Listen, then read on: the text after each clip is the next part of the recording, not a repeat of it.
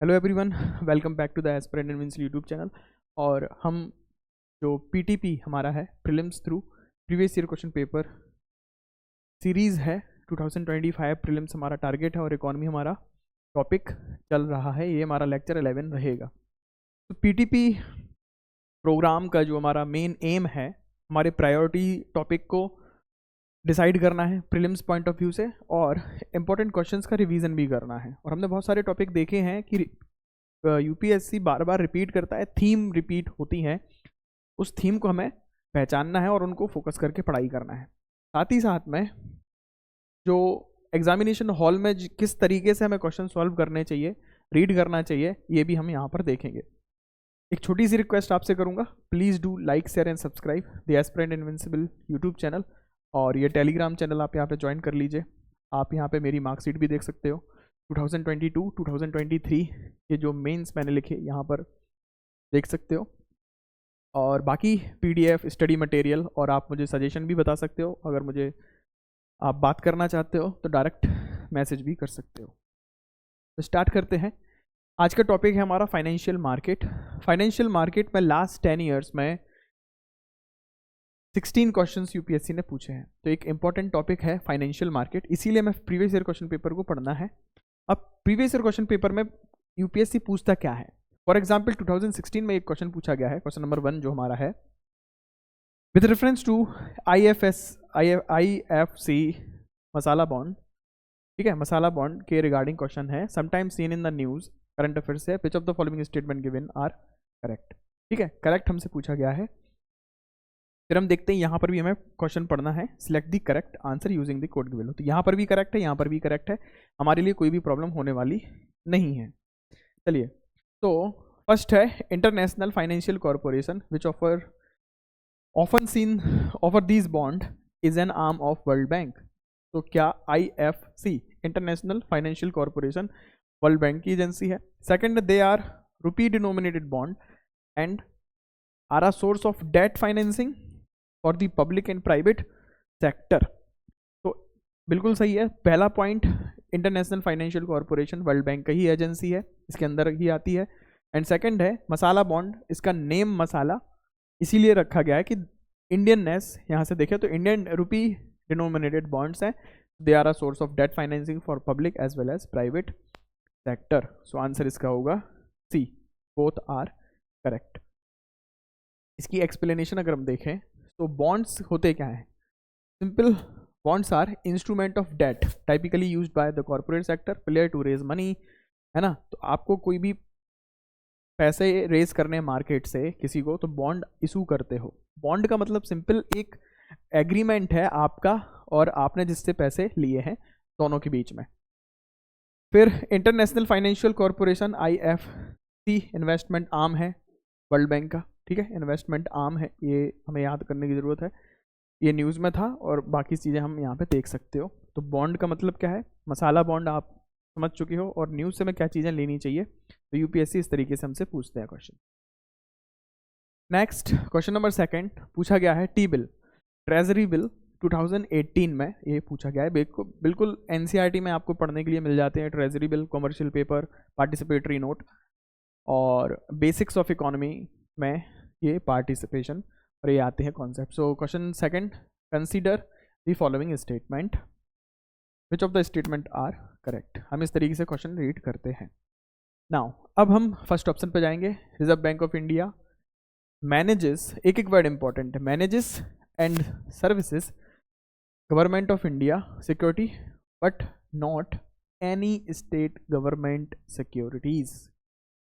अच्छा, कहने का मतलब है RBI सिर्फ और सिर्फ गवर्नमेंट ऑफ इंडिया की ही सिक्योरिटीज़ को मैनेज करेगा, सर्विस करेगा, ना ही किसी स्टेट गवर्नमेंट की। स्टेट गवर्नमेंट की सिक्योरिटीज़ को मैनेज नहीं करता है, फर्स्ट ऑप्शन ये कह रहा है।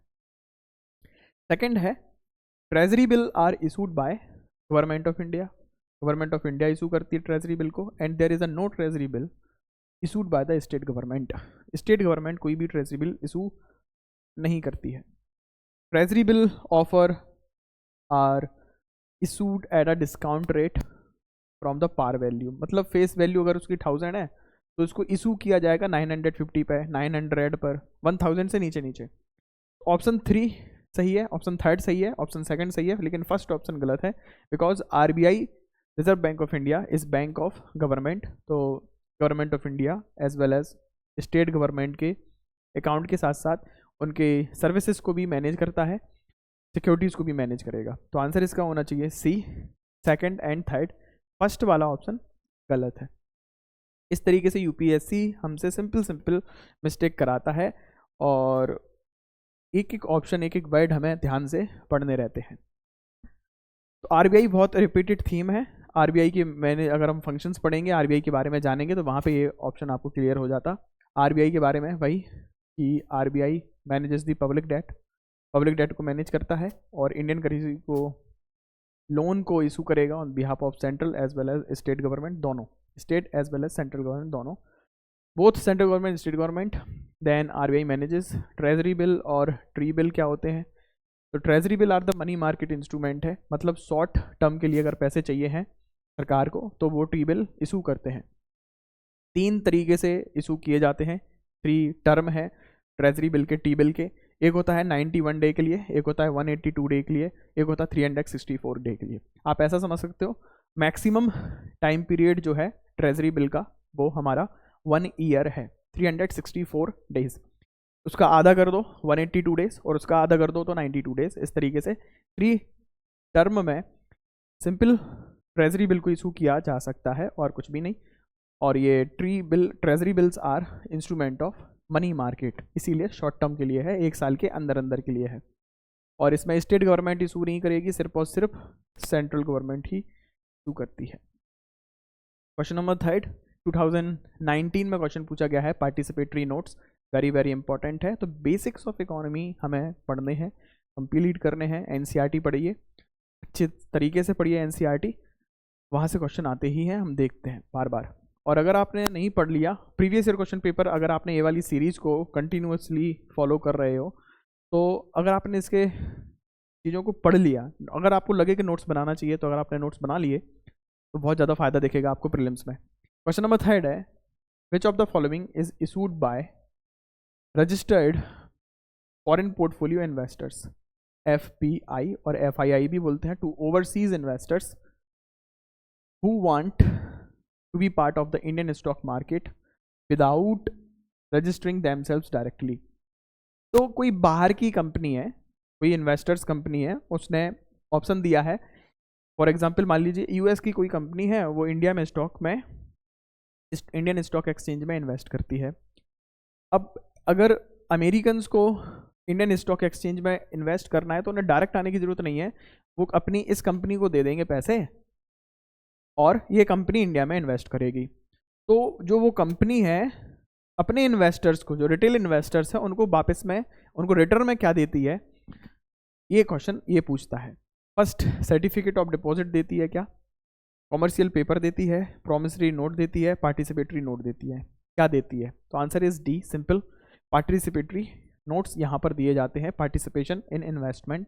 तो सिंपल पार्टिसिपेटरी नोट्स का मतलब यही है कि जब इन्वेस्टमेंट हो रहा है या फिर फॉरेन पोर्टफोलियो इन्वेस्टर्स जो है अपने रिटेल इन्वेस्टर्स को देते हैं, तो पी नोट इन्हें बोलते हैं पार्टिसिपेटरी नोट्स। तो समझ लेते हैं पार्टिसिपेटरी नोट का मतलब क्या है। पार्टिसिपेटरी नोट का मतलब सिंपल है, they are derivative instrument. Derivative instrument मतलब कोई फॉरेन ज्यूरिडिक्शन में इशू करेगा बाया सेबी रजिस्टर्ड, सेबी से रजिस्टर्ड होना चाहिए एफआईआई, और associate against underlying Indian security. Simple है, participatory note are derivative instrument. Derivative मतलब डायरेक्ट आपको बॉन्ड से नहीं मिलेगा इसका लिंक, लेकिन एक कंपनी जो इंडियन स्टॉक एक्सचेंज में इन्वेस्ट कर रही है और यहाँ कुछ रिटेल इन्वेस्टर्स हैं, इन्होंने इस कंपनी को पैसे दिए थे, तो ये कंपनी इनको रिटर्न में एक एश्योरेंस देने के लिए, है ना, कहते हैं ना डॉक्यूमेंट वेरिफिकेशन, और डॉक्यूमेंट टाइप का एक पेपर देगी, वो से बोले participatory note. That is a derivative instrument, foreign jurisdiction में देता है, इंडिया में नहीं आएगा, जो इंडिया में इन्वेस्ट कर रही वो कंपनी बाहर देगी। देन प्रोमिसरी नोट क्या होता? प्रोमिसरी यानी प्रॉमिस, एक फाइनेंशियल इंस्ट्रूमेंट है, financial instrument that contain a written promise, यहीं से इसका नाम आता है promissory note. By one party to another party, define sum of money either on demand of the specified future. तो आपको मैं प्रॉमिस करता हूँ मैं आपको 1,000 रुपये दे ही दूंगा। अब वो टर्म एंड कंडीशन पे डिपेंड करेगा कि हमारे बीच में टर्म एंड कंडीशन कैसी है, कि जब आप बोलोगे तब चाहिए या 1 साल बाद चाहिए, 2 साल बाद चाहिए, जो भी चाहिए। तो डैट इज प्रोमिसरी नोट और प्रोमिसरी नोट हो गया। कॉमर्शियल पेपर क्या होता है? सीपी। कॉमर्शियल पेपर एक अनसिक्योर्ड मनी मार्केट इंस्ट्रूमेंट है, मतलब आपको बहुत जल्दी पैसा चाहिए है, कॉमर्शियल पेपर आपने इशू किया, आपको पैसे दे दिए किसी ने उधार, is a form of promissory note. ये शॉर्ट टर्म इंस्ट्रूमेंट है, शॉर्ट टर्म है इसीलिए मनी मार्केट में आता है। इसकी मैच्योरिटी पीरियड कितना रहेगा? 7 डे से लेके up to 1 year, maximum 1 year, लेकिन 7 दिन, 14 दिन, 1 महीने, 3 महीने, 6 महीने के लिए भी आप पैसे ले सकते हो। इसे कॉमर्शियल पेपर बोलेंगे। हाईली रेटेड कॉरपोरेट बोरोअर जो रहते हैं, कोई भी कंपनी है, इंडियन कंपनी, इंडियन मार्केट से ही पैसा ले रही, तो किसी और कंपनी से पैसे लिए तो इसने कॉमर्शियल पेपर उसको इशू कर दिया। सिंपल है। प्रोमिसरी नोट की ही टाइप है कॉमर्शियल पेपर, पैसे लेना था आपको शॉर्ट टर्म के लिए, commercial paper. Certificate of deposit क्या है? सर्टिफिकेट ऑफ डिपॉजिट एक सेविंग सर्टिफिकेट है, सेविंग सर्टिफिकेट है। आपने सेविंग कही है, कहीं पे रखा पैसा भरोसे के लिए कि भाई ये पैसे रख ले, कोई भी एजेंसी है, कंपनी है, बैंक है, फिक्स्ड मैच्योरिटी डेट को पैसे मिलेंगे आपको, 5 साल बाद ही पैसे मिलेंगे, फॉर एग्जांपल 5 साल, या फिक्स्ड इंटरेस्ट रेट, ठीक है, टाइम भी फिक्स है, आपका रिटर्न भी फिक्स है। कमर्शियल बैंक इशू करेंगे और फाइनेंशियल इंस्टीट्यूशन इशू करेंगे in a form of promissory note. Exchange of fund deposit in the bank for specified period, तो इसे बोलेंगे सर्टिफिकेट ऑफ डिपॉजिट। ठीक है, आपने फिक्स डिपॉजिट जमा किया, एफडी, एफडी के लिए आपको मिलता है सर्टिफिकेट ऑफ डिपॉजिट। अगर आप एक कंपनी हो, दूसरे कंपनी से पैसे ले रहे हो उधार में, तो प्रोमिसरी नोट, और उसी प्रोमिसरी नोट का एक होता है टाइप कॉमर्शियल पेपर। अगर आप कंपनी हो और विदेशी लोगों से चंदा इकट्ठा करके इंडिया में इन्वेस्ट करोगे, मतलब चंदा नहीं कहना चाहिए उसको, इन्वेस्टमेंट लेते हो रिटेल इन्वेस्टर्स से, तो आप क्या इशू करोगे? फर्स्ट वाला पार्टिसिपेटरी नोट।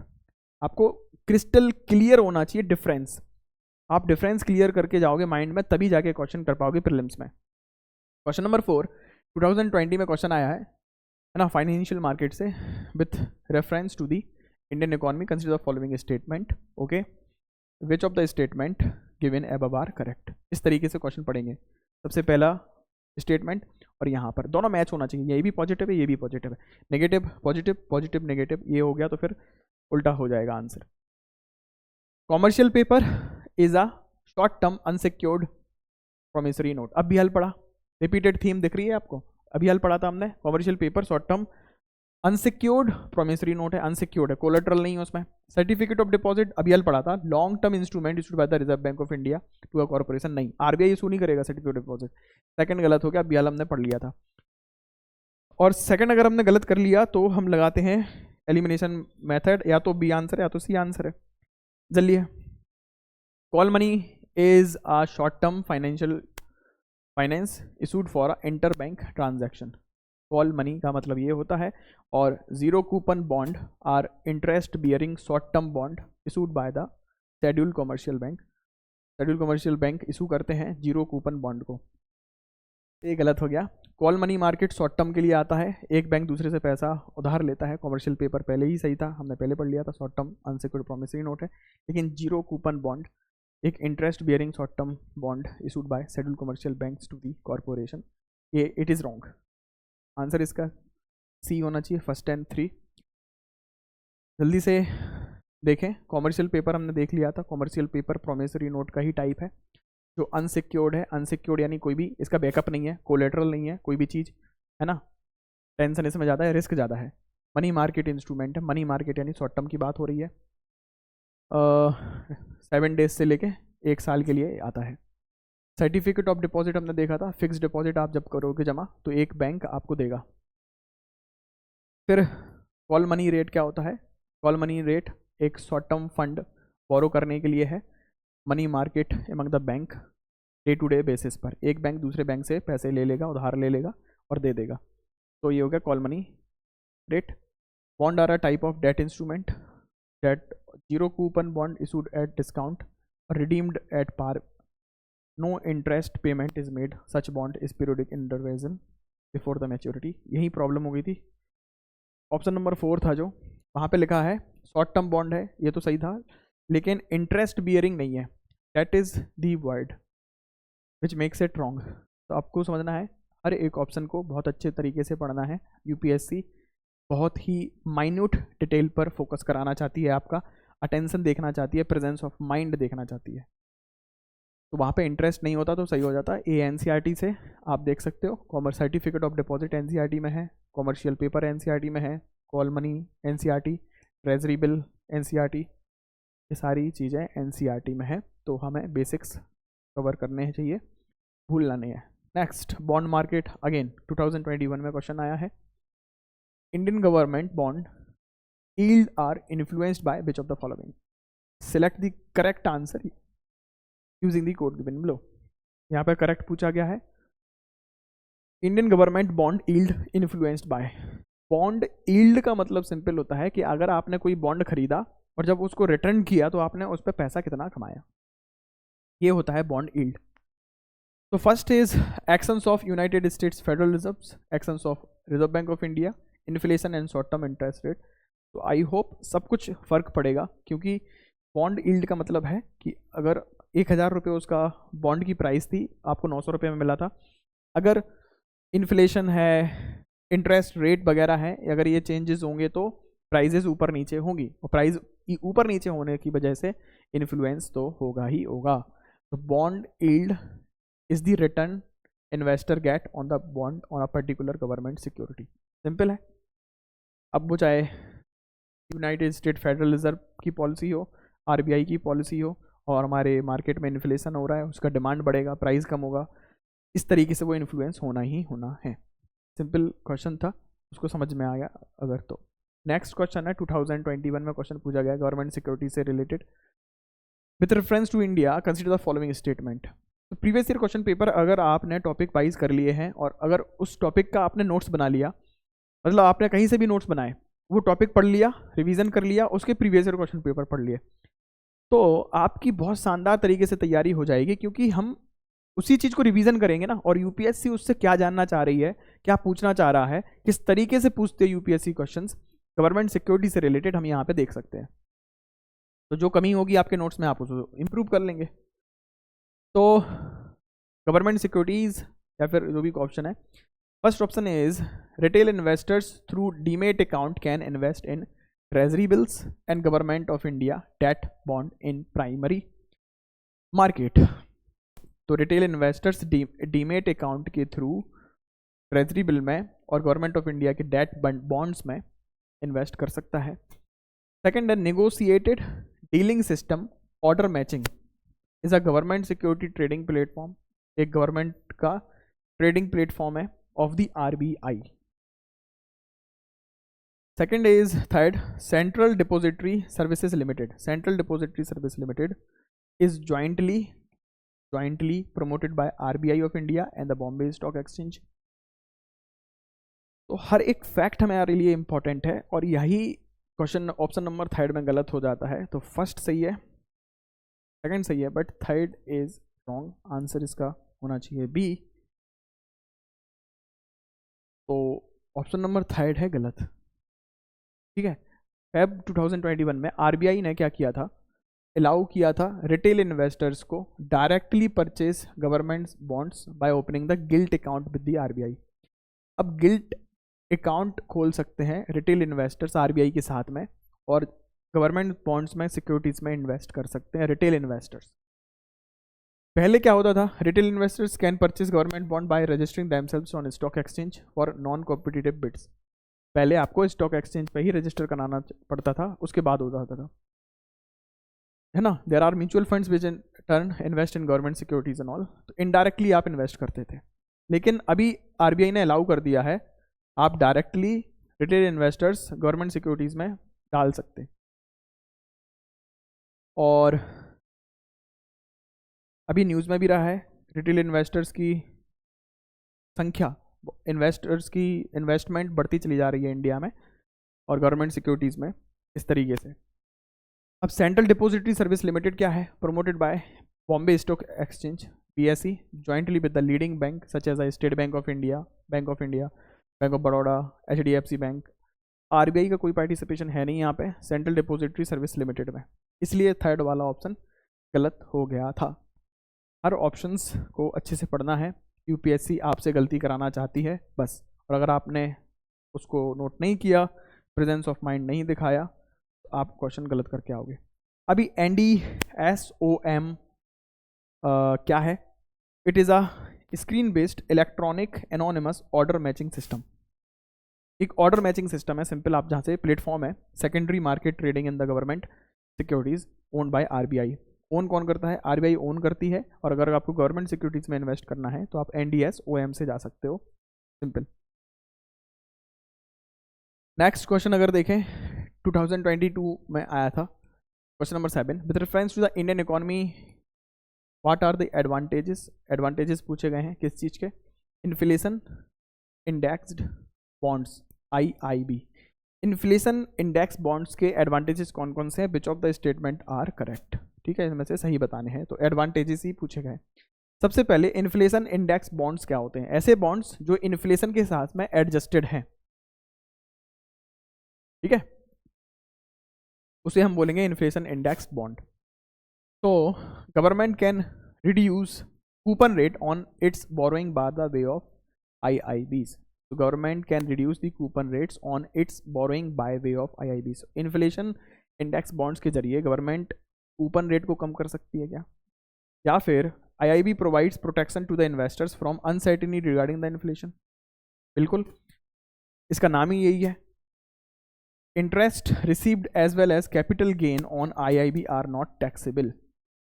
अब जो आप कैपिटल गेन करते हो उस पर टैक्स तो लगता ही है। 2000 GST के बाद में ये रिफॉर्म हुए थे, वहीं से ये कैपिटल गेन टैक्स बढ़ा दिया 2022 में क्वेश्चन पूछा गया है। तो थर्ड ऑप्शन इसका ये गलत है, क्योंकि इस पर टैक्स लगता है। अगर आप जो भी इंटरेस्ट मिलेगा या फिर आपको जो भी कैपिटल गेन करोगे उस पर टैक्स तो देना ही पड़ेगा। थर्ड ऑप्शन गलत, तो एलिमिनेट करके आंसर आपका A आ जाता। फर्स्ट वाला ऑप्शन भी सही है।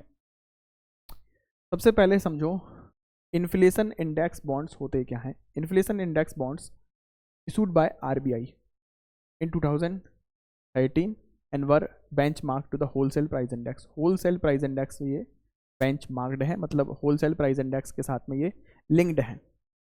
ये फाइनेंशियल इंस्ट्रूमेंट होते हैं, financial instrument that attempt to protect the bonds purchasing power by trying interest and principal payment to an index of prices changes. Interest आपको इस तरीके से मिलेगा इन्फ्लेशन के साथ में, ठीक है, और is fixed 1.4 above the wholesale price index can lower its cost by issuing the index bond।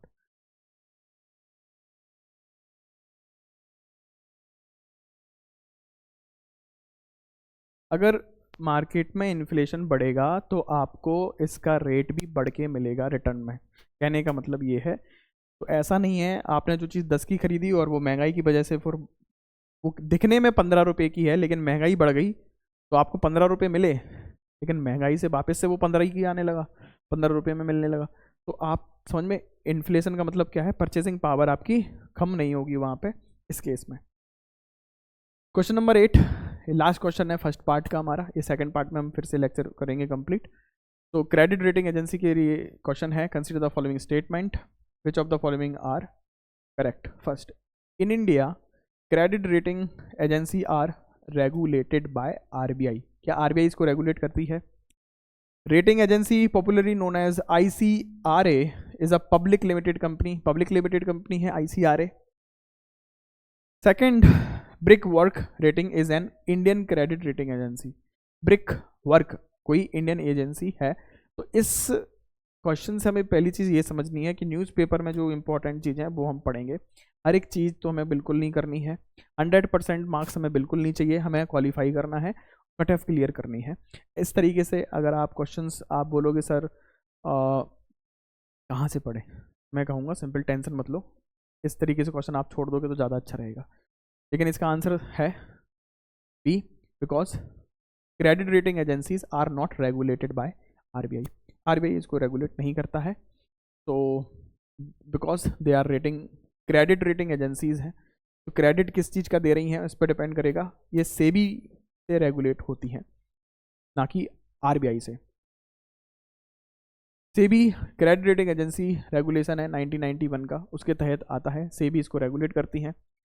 Interest and inspections of the rating agency among this. ICRA limited, formally investment formation credit rating agency of India, India की ही है, 1991 में ये बनी थी। तो थोड़ी बहुत हमें न्यूज़पेपर से नॉलेज मिलती रहती है और हमें वो चीज़ देख लेने, और कुछ नहीं है। तो आई होप यहाँ तक आपको चीज़ें समझ में आई हों। और नेक्स्ट जो पार्ट रहेगा हमारा सेकंड, हम वहाँ पे ये कंप्लीट कर लेंगे, ठीक है।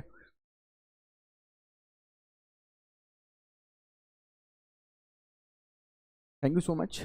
और एक फिर से रिक्वेस्ट करूँगा आपको, द एस्पिरेंट इनविंसिबल को लाइक शेयर सब्सक्राइब करिए, और टेलीग्राम चैनल भी ज्वाइन कर लीजिए। यहाँ पे आपको स्टडी मटेरियल नोटिफिकेशन टाइमली मिल जाएंगे। कोई भी सजेशन है या फिर कोई भी चीज़ आप टॉपिक समझना चाहते हो, बताना चाहते हो, सर इस पे टॉपिक पे वीडियो बना दीजिए, मैं समझ में आ जाए, मैं उस पर वीडियो ज़रूर बनाऊंगा। और थैंक यू सभी लोगों के लिए, चैनल को सब्सक्राइब करने के लिए, अपना सपोर्ट दिखाने के लिए। तो आई होप आपको वीडियो अच्छा लगा हो, और सेकंड पार्ट हम जल्दी से कवर करेंगे। तब तक के लिए thank you, bye bye, take care, love you all.